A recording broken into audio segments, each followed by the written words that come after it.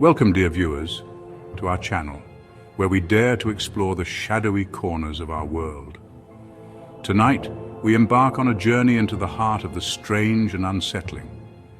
We delve into the tales of ordinary individuals who stumbled upon the extraordinary, the eerie, the downright terrifying. 3 stories await you, each one a chilling reminder that the unknown lurks closer than we think. So dim the lights, turn up the volume, and prepare to confront the darkness. Imagine the musty silence of an old attic, dust motes dancing in faint sunlight filtering through a grimy window, casting an eerie glow. This is where our first story takes us, to the attic of a century-old house recently inherited by a young man named David.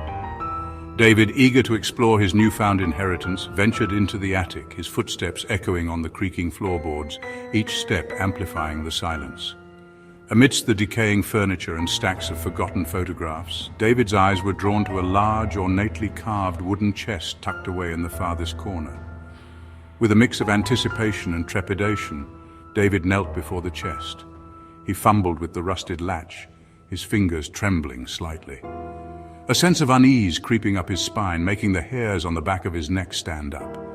Finally, with a heavy thud, the chest creaked open, releasing a musty odor that sent shivers down David's spine, filling the air with a sense of foreboding.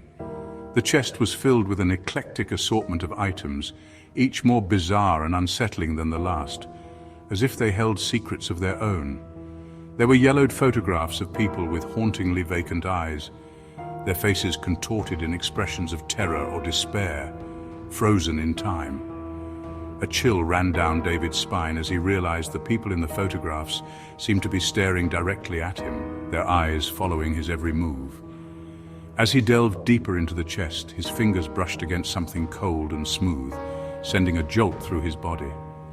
He pulled out a small, leather-bound diary, its pages brittle with age, crumbling slightly at the edges. With trembling hands, David opened the diary, his heart pounding in his chest, echoing the silence of the attic. The first page was filled with spidery handwriting, the ink faded and brown with the passage of time, telling tales of long-forgotten days. The diary belonged to a woman named Emily, the previous owner of the house, whose presence seemed to linger in every corner.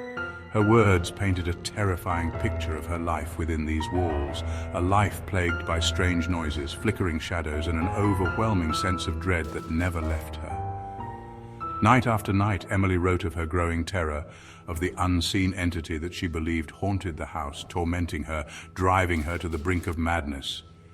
The entries grew more frantic, more desperate, each word a testament to her unraveling sanity, a cry for help that went unanswered. Then, abruptly, the entries stopped.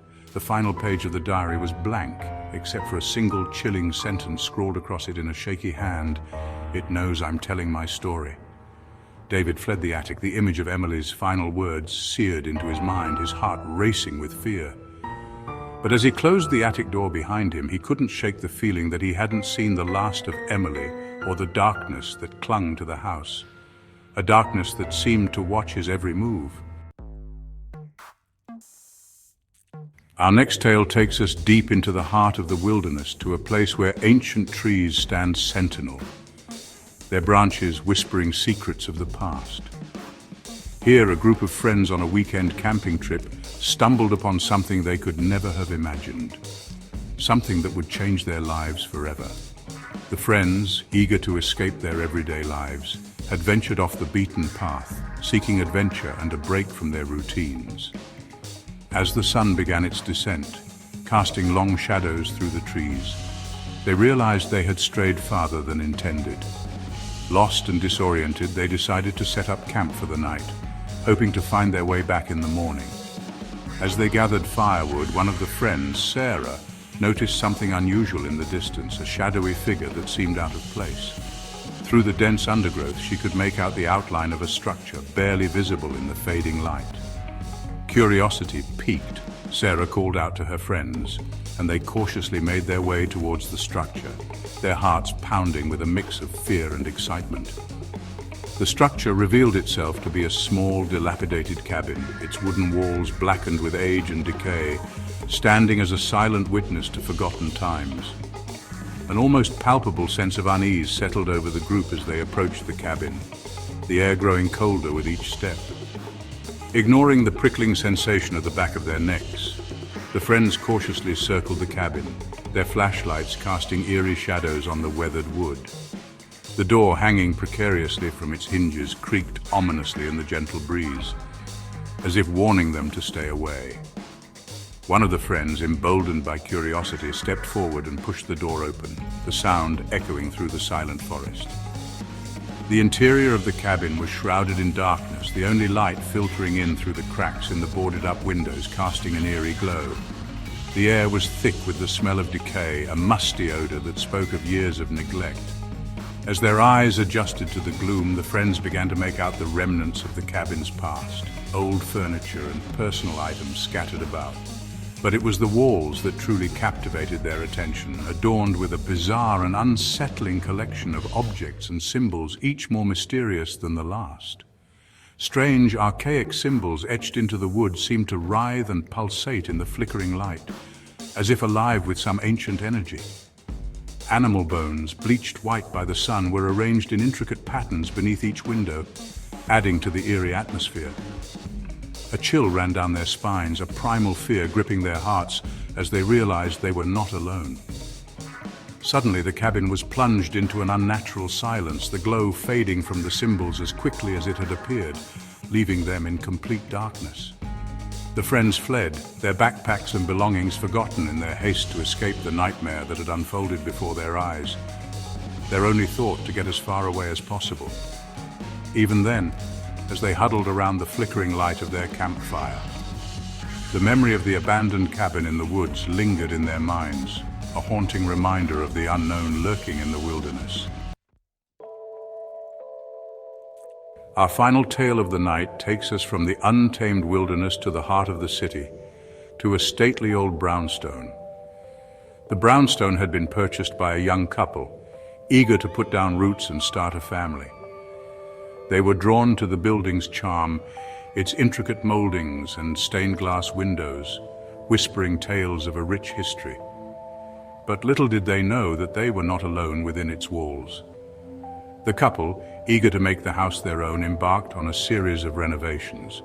It was during one such renovation project that they stumbled upon their chilling discovery. The husband, a book lover, had decided to convert one of the spare bedrooms into a library. As he removed the final book, he felt a slight give in the bookshelf.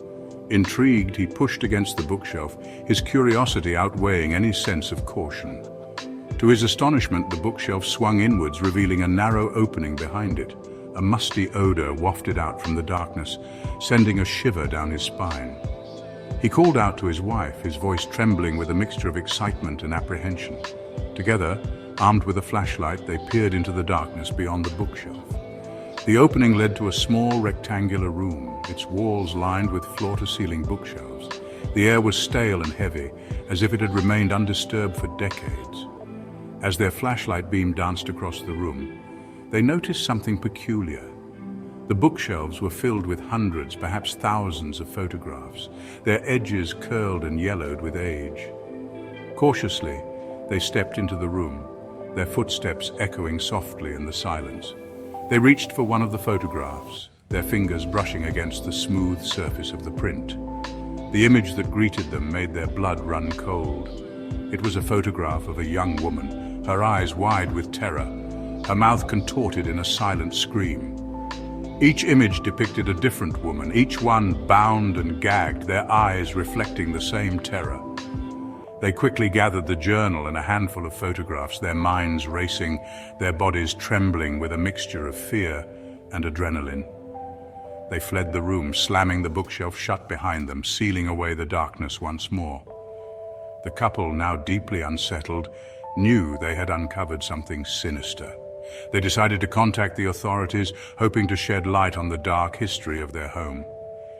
As they waited for help to arrive, they couldn't shake the feeling that the house was watching them, its secrets still lurking in the shadows. The hidden room behind the bookshelf had revealed its secrets, but the mystery was far from over.